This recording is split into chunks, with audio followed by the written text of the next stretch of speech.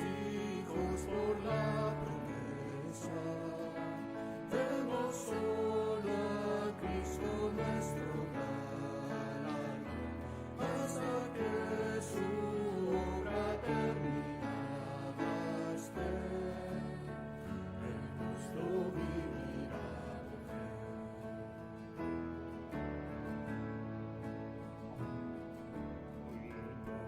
Profetas vieron por la fe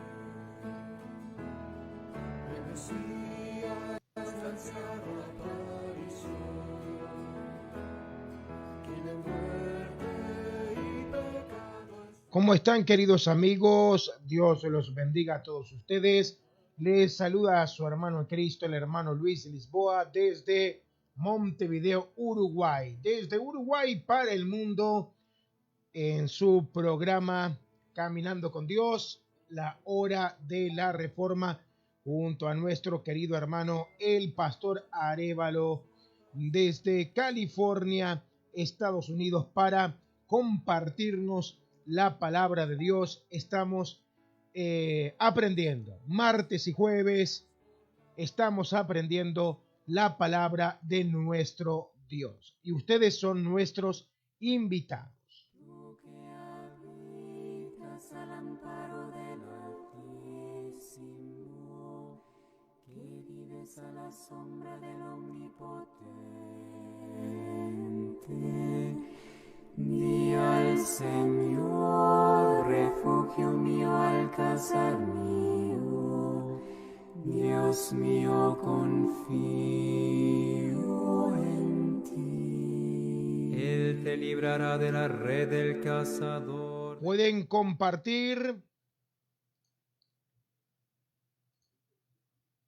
Pueden compartir, queridos amigos, esta programación en sus redes para que, bueno, más hermanos se vayan uniendo a la programación La Hora de la Reforma.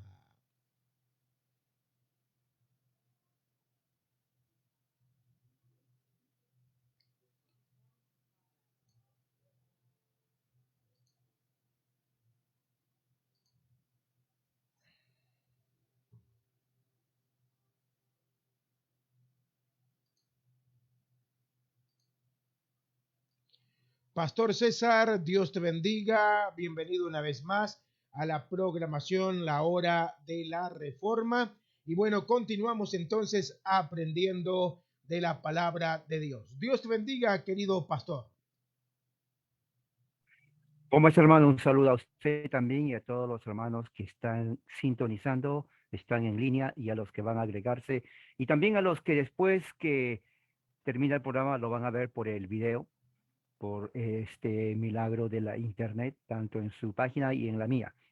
Bueno, el tema de hoy es un tema muy importante que va a ayudar a muchos a entender lo que es la iglesia.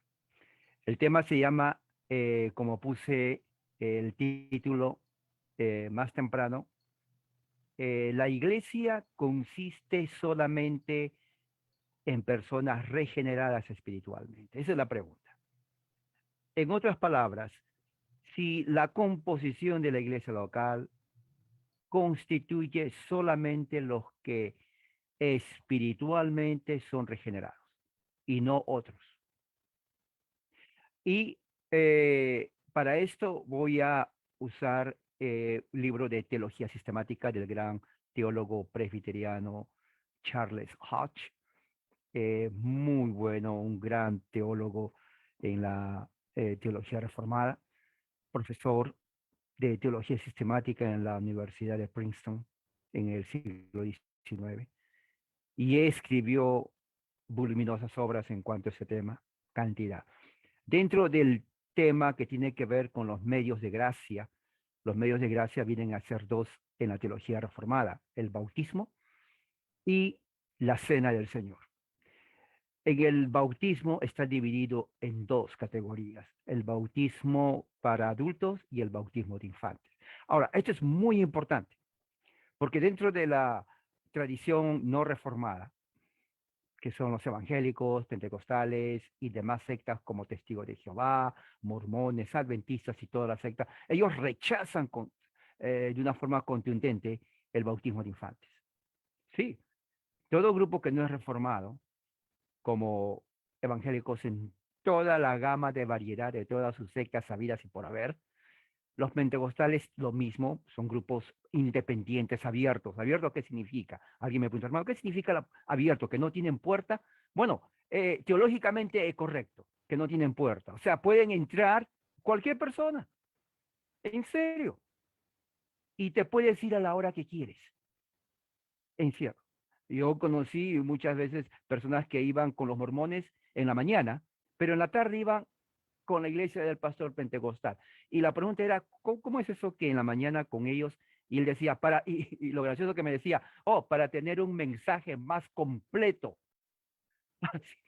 Un mensaje más completo. O sea, lo de la mañana estaba incompleto y lo de la tarde incompleto, lo juntaba y estaba completo.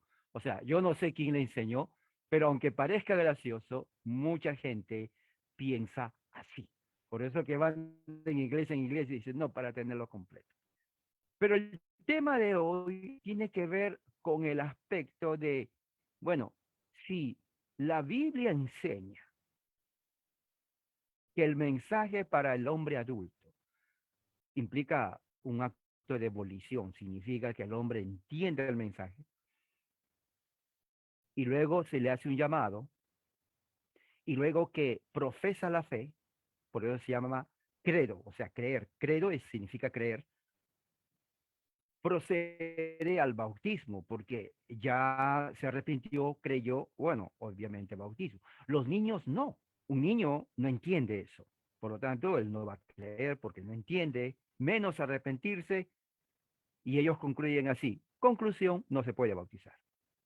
Bueno, vamos a ver qué enseña la teología reformada y a los amigos que no son reformados. Quiero que escuchen esto antes que empiecen a formarse un juicio y decir, oh, yo no creo eso. Escúcheme, por favor.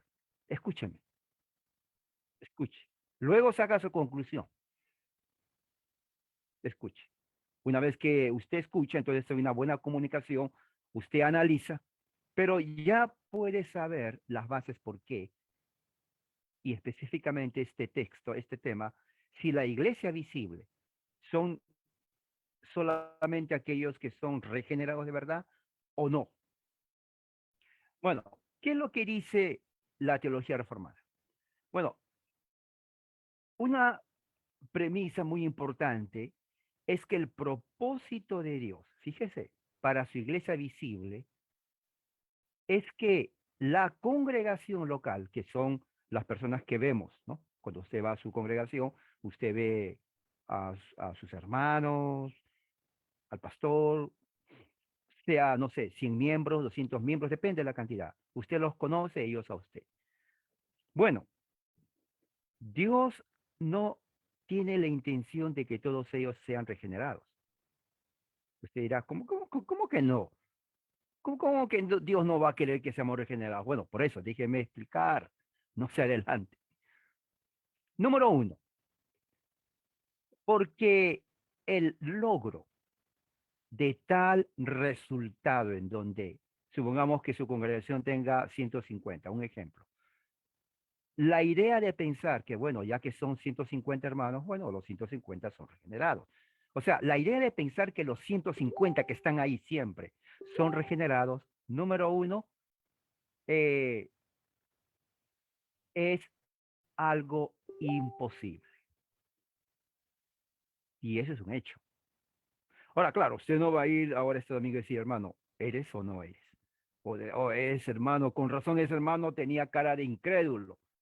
Y este sí tiene cara de ángel, este sí es creyente, ¿no? No podemos. No, en realidad, hay personas que dicen, pero ese hermano siempre está serio. No tiene el gozo del Señor, le falta el espíritu. Y se le ven a uno sonriendo, ese sí está lleno del espíritu. Todos los días, porque todos los días se ríe, ¿no? Tiene que haber una razón. Pero vamos a ver la Biblia, por ejemplo, en el antiguo pacto, el sello y señal de entrar era la circuncisión, usted sabe eso, ¿no? Los varones a los 8 días de nacido tenían que cortar el prepucio como señal y sello de pertenecer. El que no quería, según Dios, Bueno, era cortado del pueblo, o sea, no era parte del pacto del pueblo de Dios. Ahora, sin embargo, cuando usted lee, por ejemplo, Éxodo, Números, Deuteronomio, usted va a ver que durante el viaje de los israelitas de Egipto para la tierra prometida, durante ese tiempo, esos años, grupos de israelitas de las 12 tribus se quejaban contra Dios. Es más, fueron idólatras. Formaron un grupo, formaron un ídolo, ¿no? Murmuraron contra Moisés, se quejaron de que hacía mucho calor, que no había agua, que se cansaron de comer la misma comida, ¿no? El maná, querían otra cosa. O sea, eran personas que se quejaban de todo. Ahora, alguien diría, pero queja es controverso. Bueno, ahora también hay gente que se queja de todo, ¿no? ¿Ha escuchado? Oh, pero hace mucho calor, no me gusta. Uy, pero qué frío. O sea, ni frío ni calor. Pero siempre hay una queja. Pero pastor predicó un sermón muy corto. Oh, pero tanto se extendió en el sermón. O sea, no era que querías más, no, es que demasiado. Oh, pero no querías un sermón corto. Sí, pero muy corto. O sea, nadie está contento. Bueno, algo parecido era el pueblo de Israel. Dios les libera de la esclavitud. Ya no están siendo golpeados, ya no están siendo abusados, explotados, y en vez que vengan con un corazón agradecido, se quejan contra Dios. Se quejan de Moisés, se quejan hasta de Dios mismo. Decían, ¿sabes qué? Ahí le dicen, queremos regresar a Egipto. Oiga, ¿se imagina? Y dentro de todo eso, Dios castiga a los que estaban ya circuncidados y los elimina. Ahora, la pregunta es, bueno, ¿acaso Dios no dijo que si tenían la marca no los iba a eliminar, excepto a los que rechazaban? ¿Por qué eliminó a ellos? Porque la marca, si bien es cierto, él dijo eso, la verdadera marca no era lo externo, sino lo interno. O sea, ellos podían haber tenido la marca de la circuncisión en su cuerpo, pero al mismo tiempo ser incircuncisos de corazón. Ahora, la pregunta es, ¿cómo saber eso? Eso yo no lo sé, no lo sabía Moisés, solo lo sabe el Señor. De igual manera, durante todo el proceso de la historia de la iglesia cristiana, siempre ha sido así. Israel fue la eclesía del Señor, porque en hebreo es cogel, cogel se traduce como eclesía, de donde viene la palabra iglesia, y significa congregación. La congregación de hoy es la eclesía, o sea, el pueblo de Dios. ¿Cuál es la marca y señal? Es el bautismo, externo, o sea, todo el mundo ve. La pregunta es, ¿quiere decir que todos los bautizados son creyentes?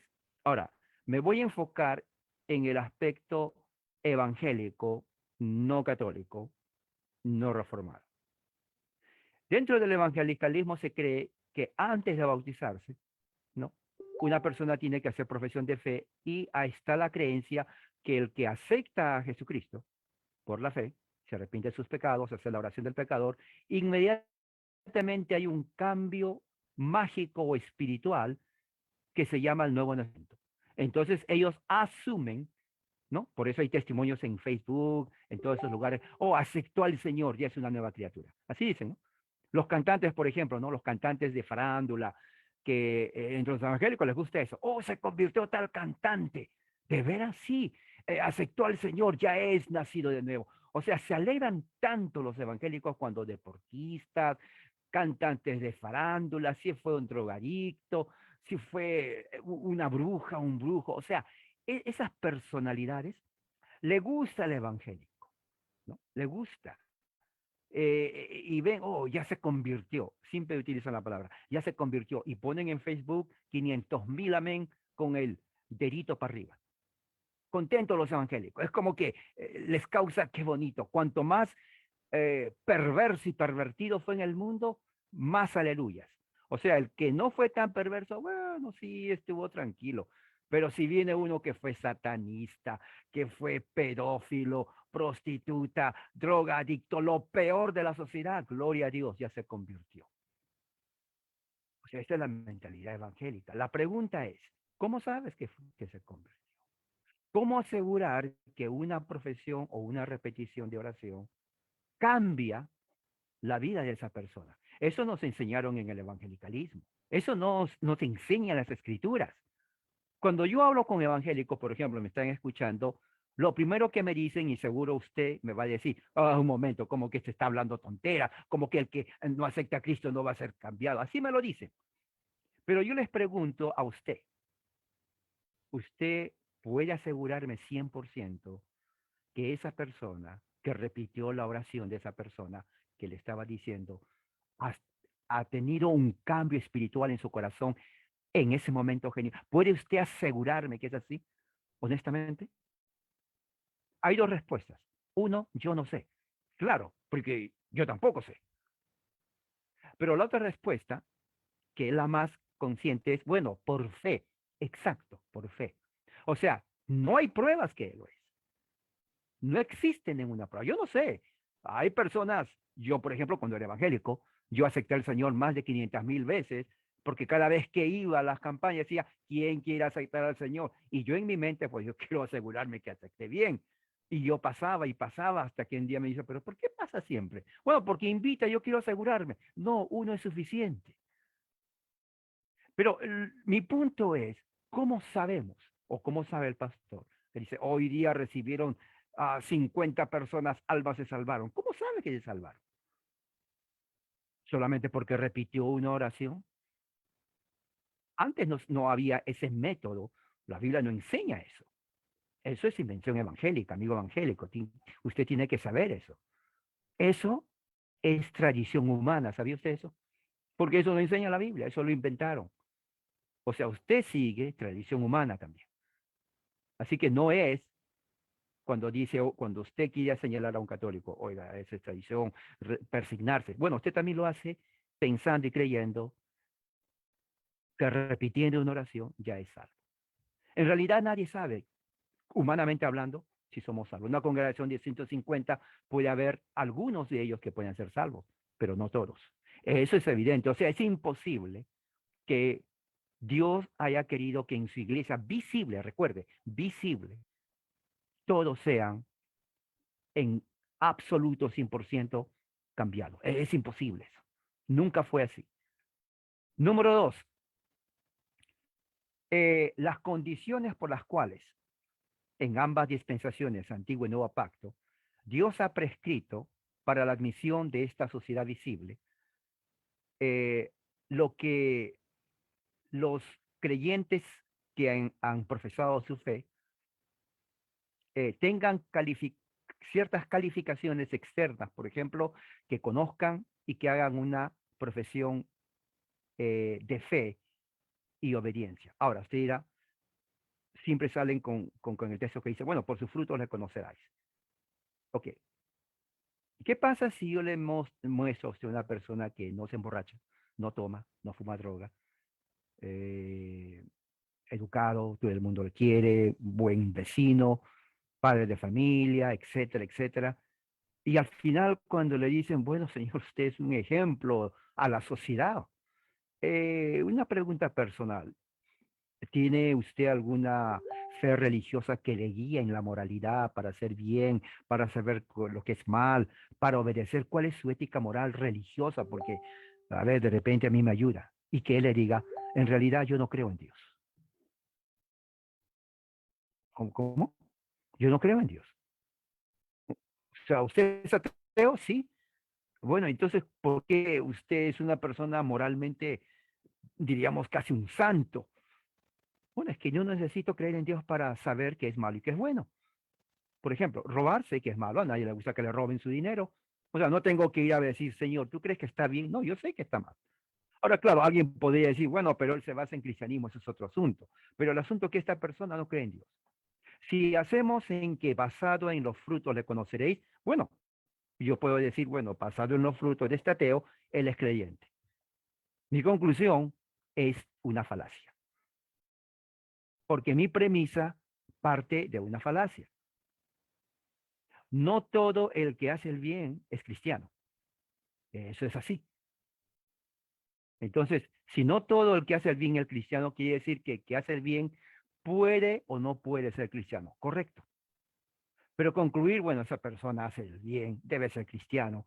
No nos confundamos.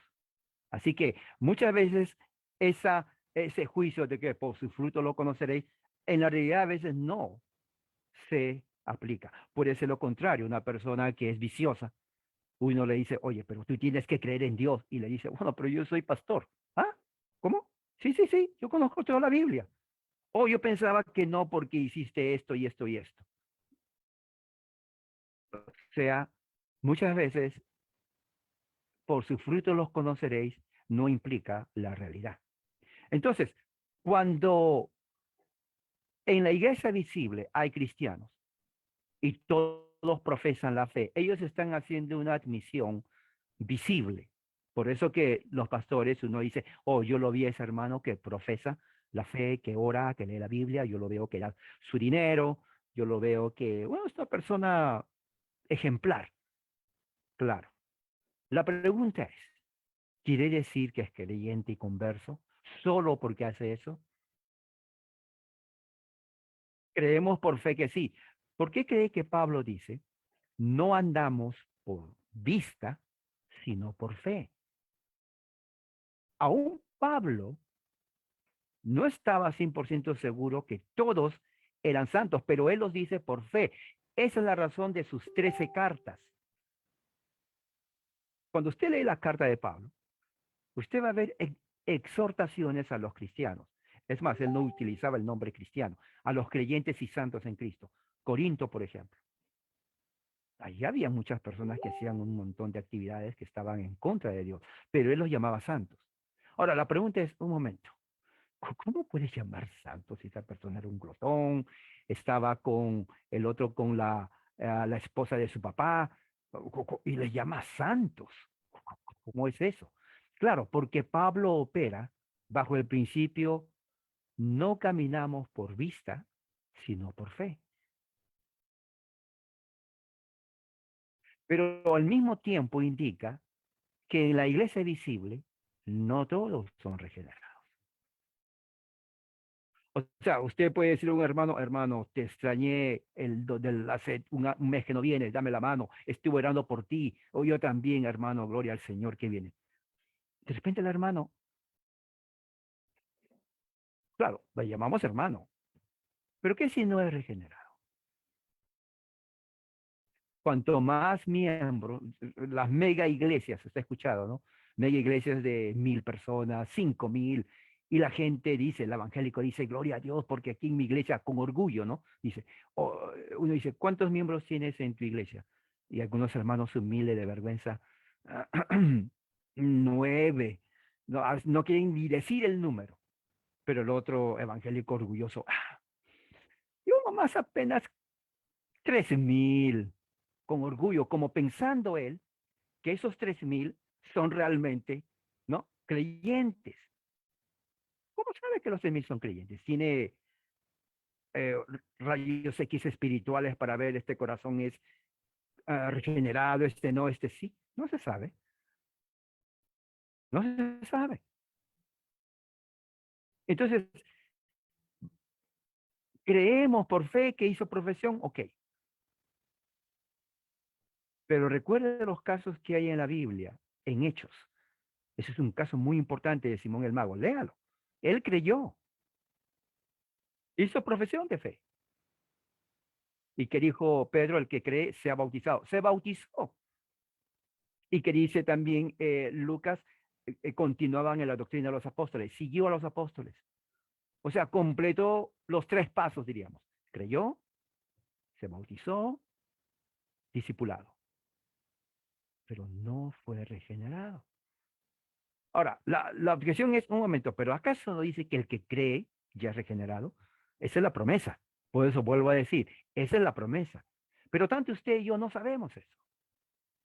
En el caso de Simón el Mago fue revelado porque los apóstoles estaban ahí. O sea, Dios usó el discernimiento apostólico y Pedro, que no lo conocía, sabía que espiritualmente este hombre era un falso. Por eso le dijo, a ver si el Señor te da la gracia. O sea, ni Pedro aseguraba que el Señor le iba a perdonar. Ese mismo principio opera en todas las iglesias. Estamos hablando de iglesias durante 2000 años. O sea, el evangélico cree que, bueno, mi iglesia, porque recién hace un año el pastor vino y ahora sí estamos salvos. No, hubo iglesia siempre, aún antes de la invención del pentecostalismo o del evangelicalismo. Y Dios usó y salvó a personas durante esos 1900 años. Es imposible, como dicen los mormones, hubo un tiempo de apostasía donde no se predicaba el evangelio. Eso es falso. Porque eso hace Jesús mentiroso cuando dijo, y yo estaré con ustedes todos los días hasta el fin del mundo. O sea, no hay un siglo o un año en donde haya dicho Jesús, bueno, este año voy a tomar vacaciones, no voy a salvar a nadie. No existe eso. No existe eso. Siempre hubo Dios llamando a sus escogidos durante cada siglo. Ahora, ¿que hubo herejías alrededor? Claro que sí, hubo falsos maestros, falsos profetas, hubo herejías, y eso lo dice la historia. Pero eso no implica de que hubo apostasía, de que no hubo una iglesia verdadera. Claro que lo hubo, como lo hay ahora. Entonces, la iglesia visible está compuesta por aquellos que son regenerados y aquellos que, aunque por visiblemente profesaron la fe cristiana, pero no lo son. Tres, nuestro Señor expresamente prohíbe cualquier intento de hacer que la iglesia sea solamente de regenerados. Es imposible, ¿no? Hay un predicador, ¿no? En la internet que es bien conocido, donde él insiste que solamente los regenerados espiritualmente son salvos. La pregunta es, ¿cómo sabe él que todos aquellos, o cómo sabe él quién es un regenerado de verdad? Él puede decir, bueno, los que confesan a Cristo. Simón confesó a Cristo. Él puede decir, bueno, por su fruto le conoceré. Ya les dije el ejemplo del ateo. Hay personas que son moralmente buenas, buenos vecinos, mejor que un evangélico, pero no creen en Dios. O sea, no se aplica tampoco ahí. Los que asisten a iglesia, volvemos al punto número uno. No todo el que asiste a una iglesia es regenerado. O sea, el punto es, no se sabe cuántos de una congregación son regenerados. Uno acepta por fe que lo son, pero no lo sabemos, porque es más, es un hecho que algunos de ellos tal vez no lo sean, como fue en el caso de Simón el Mago. Nunca se olvide Simón el Mago. Creyó, se bautizó, fue discipulado. ¿Ok? Nunca se olvide ese principio. Creyó, se bautizó, fue discipulado. Ahora, si alguien diga, oh, la iglesia solamente está compuesta por los regenerados, ¿cómo se sabe? ¿Cómo sabe usted realmente? Si puede decir, bueno, yo conozco el corazón de esta persona, este sí no es creyente o nuevo nacimiento. No se sabe, no se sabe. O sea, por eso, no podemos nosotros decir, bueno, esa persona no pertenece a mi secta, no es cristiano. El evangelicalismo generalmente cree eso. Bueno, si no es evangélico, no es salvo. ¿De dónde saca eso? ¿Solamente porque no pertenece a su secta? Hay sectas evangélicas en donde cada uno dice, bueno, tú no eres verdadero, y el otro dice, bueno, tú no eres verdadero. O sea, entre sectas se, se excluyen. Pero ¿cómo uno llega a ese pensamiento entre evangélicos? Jesús utiliza, por ejemplo, la parábola del trigo y la cizaña para hacer eso y dice a sus discípulos, ustedes no se pongan en el plan de escoger quién es y quiénes no son, porque eso va a ser reservado para el día de la cosecha, dice. Y la cosecha es el día final, ¿no?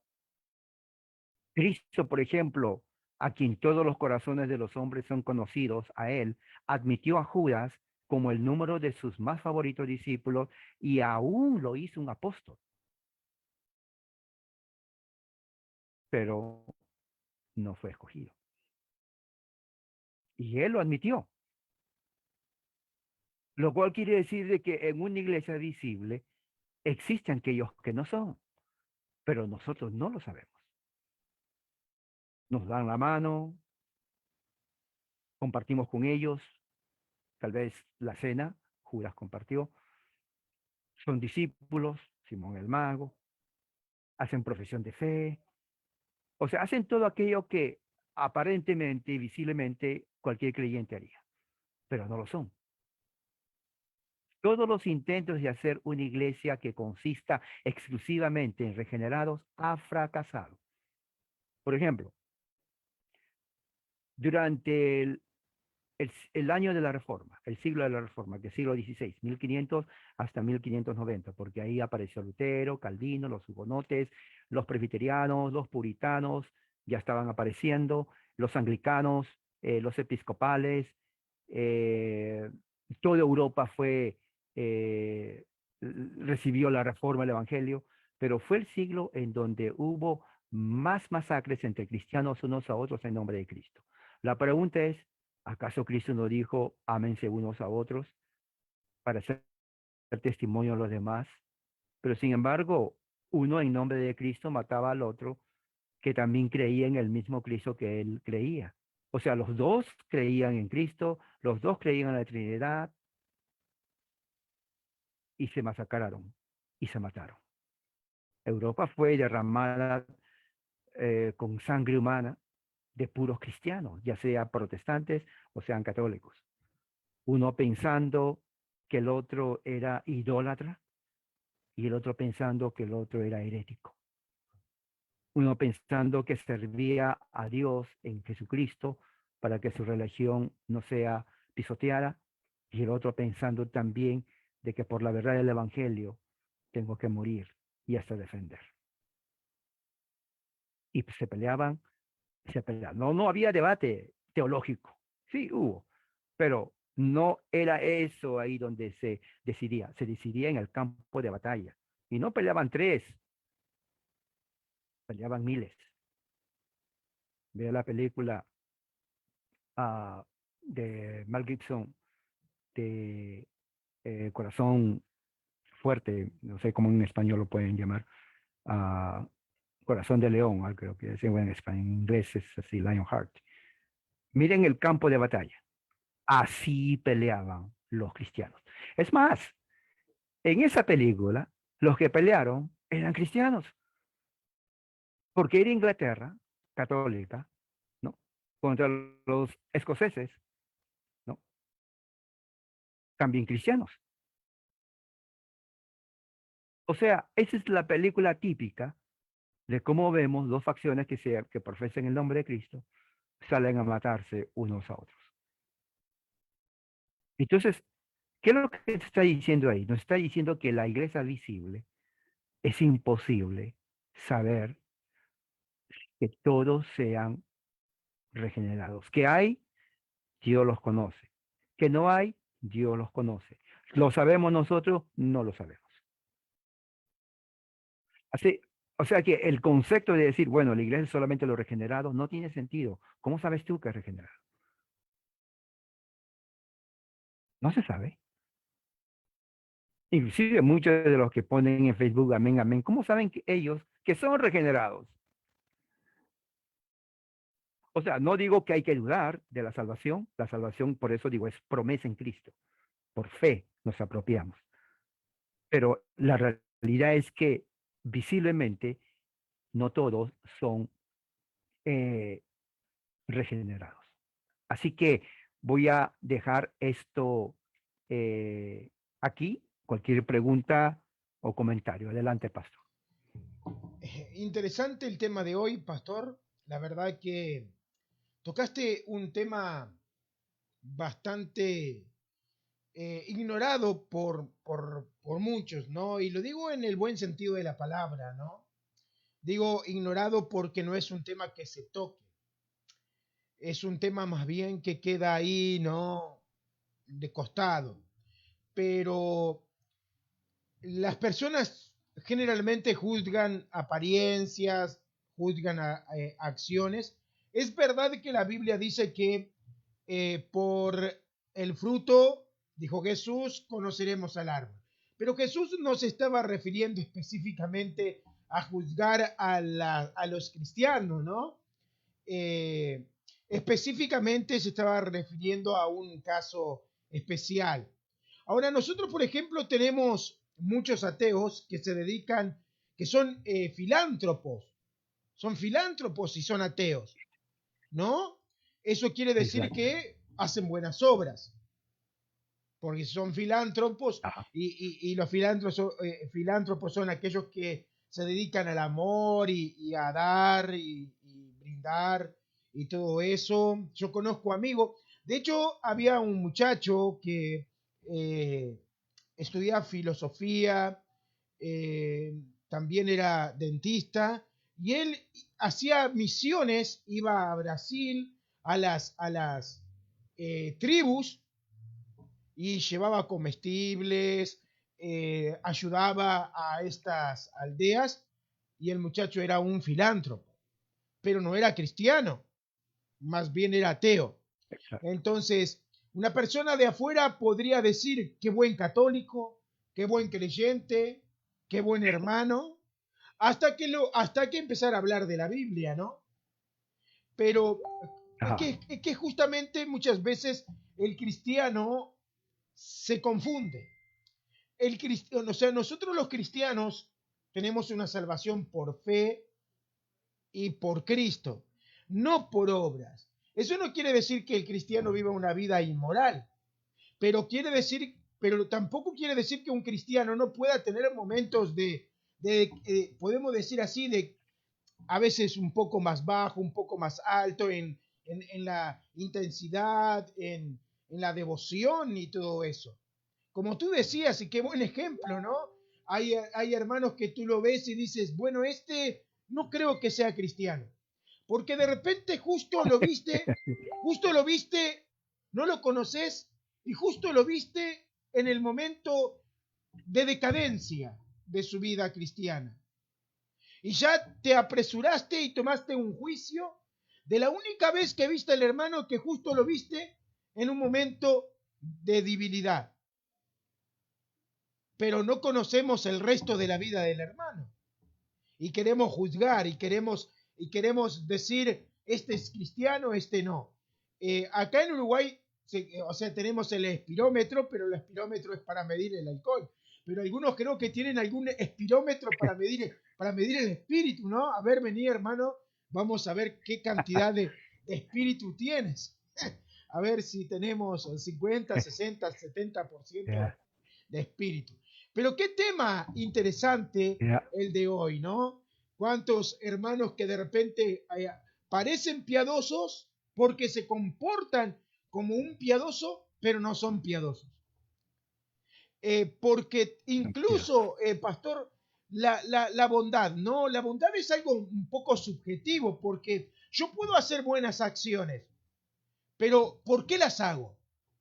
Esa es la pregunta. Yo puedo llevar comida a un vecino que tiene necesidad, pero ¿qué es lo que me motiva a llevarle comida a ese vecino? Eh, Amor por Dios, amor por el prójimo, amor por mi orgullo, para que el vecino después salga hablando, ah, qué bueno que es Luis, qué bueno, él me dio alimento cuando yo estaba necesitado. Entonces yo, en vez de hacerlo para Dios o para ayudar al hermano, lo hago para mi propia gloria. Pero el que me ve piensa que yo soy un excelente cristiano. Y me parece un tema espectacular, un tema que queda ahí de costado, no se toca, pero es muy interesante porque nos muestra una realidad que nosotros como cristianos tenemos que tener presente, pastor. No, y se tiene que tener presente porque eso evita el pietismo que uno lee en los evangélicos, ¿no? Entra a Facebook, vas a decir amén, amén. Dicen amén a todo. Hace un momento vi a alguien que puso que cuando se bautizó en su caballo, entonces parte del agua cayó en el caballo y dijo, hasta mi caballo fue bautizado. No, y la gente, uno diría que lo toma en broma. No, decían amén, amén, amén, amén aquí al caballo. Entonces, o sea, lo que quiero decir es que va de la mano con la ignorancia. Si bien es cierto cuando uno dice, pastor, yo quiero creer en Cristo, profeso en Cristo, amén, uno ora, Le dice, tienes que confesar tus pecados, profesar la fe en Cristo y bueno, bautizarse. Los mismos pasos que hizo Simón el mago, él hizo lo mismo. Nadie lo cuestionó, nadie le dijo, no, no lo hagas. Pero después Pedro, que tenía el don de poder discernir dado por Dios, él ve que este tipo, bueno, hay algo mal en este tipo. Y él no le dijo, y oye, porque él directo fue al grano, bueno, tú estás lleno de amargura tu corazón. O sea, no eres genuino, aunque hayas hecho la profesión de fe. O sea, hay profesiones de fe, y esto quiero decir a los hermanos y amigos, que no implican necesariamente un nuevo nacimiento. Porque Simón el Mago creyó, pero no fue nacido de nuevo. O sea, no hubo regeneración. Por eso que en esas campañas que hacen, bueno, ¿cuántos quieren aceptar? Levanten la mano, pasa al frente, repita. Y ponen ahí, ¿cuántos aceptaron? Aceptaron 1000. O hay 1000 nacidos de nuevo. No son 1000 nacidos de nuevo. Nadie sabe cuántos de verdad realmente hicieron esa. Hicieron sí, salieron al frente, pero no se puede decir, bueno, los 1000 que salieron, los 1000 nacieron de nuevo. No se puede decir eso, porque lleva más que simplemente repetir eso. Lleva un proceso. Oiga, si para crecer lleva años y uno a veces muere sin haber crecido espiritualmente, ¿usted cree que en 1 hora o 30 minutos, oiga, y al día siguiente le invitan a dar un testimonio? ¿No? Así es, ¿no? Uy, se convirtió el drogadicto más drogadicto del barrio. ¿De veras? Sí, mañana su testimonio. ¿De veras? Sí, sí, porque se convirtió. El tipo no sabe absolutamente nada y le ponen al día siguiente a dar un testimonio. Y eso es terrible. Sí, eso es totalmente, y eso es común en iglesias evangélicas, ¿no? Lo cual es totalmente incorrecto, porque primeramente el púlpito no es para dar tu testimonio y el tipo, y cuando era chiquito y yo hacía esto por aquí. No, es para predicar. Además, la persona, asumiendo que hizo de verdad, necesita ser discipulado. O sea, el tipo no va a estar preparado un buen tiempo, porque salir de una vida de esa naturaleza no es fácil, o sea, no es del cambio y ellos creen, bueno, ya cambió la noche a la mañana. No, el cambio lleva tiempo. O sea, nadie, hasta Pablo, ahora, muchos dicen, bueno, pero ¿cómo pasó con Pablo? Bueno, es que Pablo no fue vicioso, él estudió la ley, es diferente. Él conocía las escrituras ya, pero no conocía al Mesías. O sea, su conversión de él fue espiritual, pero no tardó, no necesitaba él estar demasiado, porque él ya conocía, él inmediatamente lo que conocía captó, oh, esto apunta a Cristo, a diferencia de hoy, que nadie conoce. Entonces es diferente, entonces tiene que ser discipulado. Una persona, mi idea es esto, si alguien dice, oye, pero este artista creyó en Cristo, bueno, si lo hizo, está bien, amén, pero no le pongas al día siguiente a cantar, a dar su testimonio, cuando él no sabe absolutamente nada. Es imposible. Se tiene que ser discipulado hasta que él entienda la madurez de la fe, que será tal vez unos 3 años, ¿sí? Y recién él ya puede ver el cambio en su mente. Pero en la noche tuvo un encuentro con Jesús y al día siguiente comienza a hacer campañas. Oye, ¿qué es eso? Eso, eso no es bíblico. O sea, no tiene sentido. No sabe la Biblia, no sabe nada. ¿De qué va a hablar? No, es así, eso es, hermano. ¿Ves? Sí, exacto. Y es algo que lamentablemente es común, es muy común, demasiado común, o sea, eh, peligroso y demasiado común en los ambientes que nosotros vemos por ahí cristianos, ¿no? Yo me acuerdo del testimonio de una señora, y no era un testimonio cristiano, ojo, no es un testimonio cristiano, pero que tiene que ver de alguna manera. Yo estaba escuchando una noche una radio y entonces una señora de unos 80 años llamó a la radio y le dice al comunicador, yo estuve casada con mi esposo durante 60 años, le fui fiel, le fui fiel, le planchaba la ropa, le hacía las mejores comidas, lo esperaba con todo arreglado. pero nunca lo amé. A mí me pareció interesante lo que contó esa señora. Una señora que vivió 60 años con un hombre, que lo trató como si fuera la mejor esposa, pero que reconoció que nunca amó a su esposo. Entonces, esto nos muestra que una persona puede tener una conducta que para otros puede ser la mujer ideal, el mejor cristiano, el cristiano ejemplar, pero que realmente no tuvo una motivación genuina. Por eso es que muchas veces, por ejemplo, la gracia irresistible, muchos dicen, no, pero ¿cómo es que no se puede resistir la gracia si hay hermanos que estuvieron 20 años en la iglesia y de repente se van, se apartan, apostatan y dejan todo? Pero ¿quién dice que esa persona verdaderamente tuvo una fe genuina o que estaba en la iglesia y se comportaba de forma moral por cualquier otro motivo, menos por amor real a Cristo? Qué verdad todo esto, ¿no? Bueno, pastor, no le robo más el tiempo y bueno, no sé si quiere agregar algo más. No, está bien, hermano. Al contrario, espero los hermanos que tienen preguntas, a través de ti, sus preguntas o comentarios, y que, bueno, la gracia de Dios esté siempre con ellos, a todos, los que nos siguen, son fieles, nos acompañan, que les aconsejo, exhorto, lean las escrituras, estudien, oren y siempre manténganse en comunión. Gracias, hermano. La gracia de Cristo. Amén. Dios te bendiga. Muchas gracias. Nos vemos el jueves si Dios quiere. Amén. Bendiciones, bendiciones queridos hermanos. Bendiciones para todos ustedes. Que la gracia del Señor los acompañe.